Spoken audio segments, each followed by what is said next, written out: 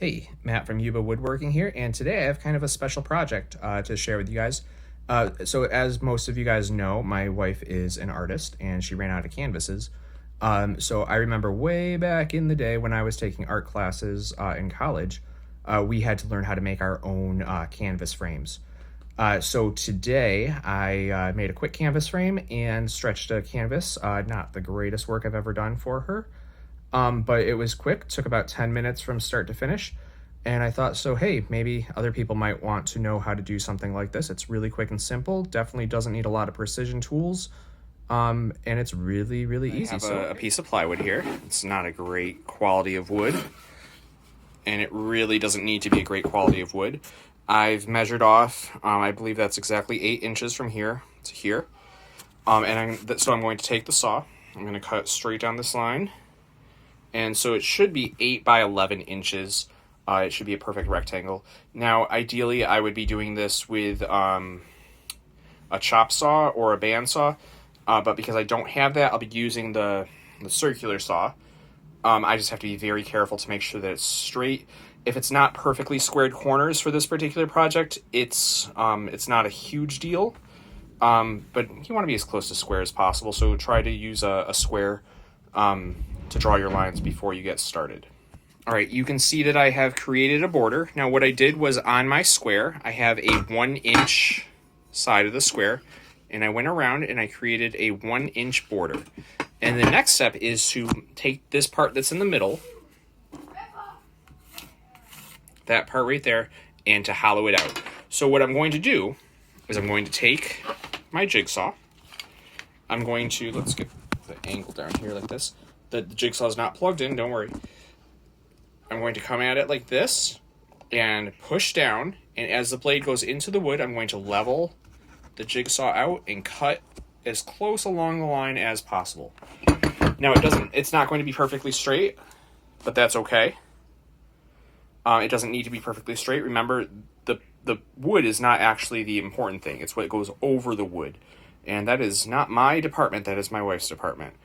I recommend doing this one side at a time. So you see, you want to go slow. I had the setting on a little too fast, so it skipped here. And then when I started it again, I slowed the saw down a little bit, and then got on the line. Then I came back from this side and did it that way. So now, all right, now comes the fun part. So you will need your frame. Got it right here. Staple gun.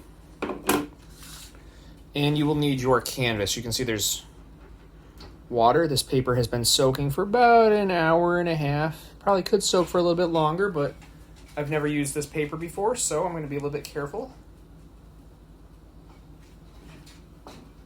Gently take the paper out of the water. If there's any gunk on it, be sure to leave that in the water. Take the frame.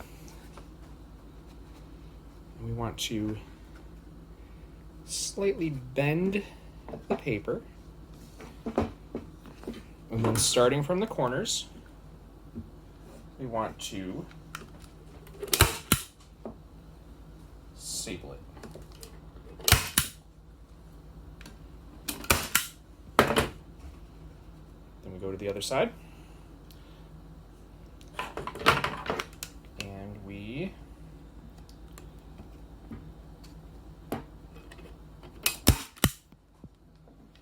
hopefully don't miss.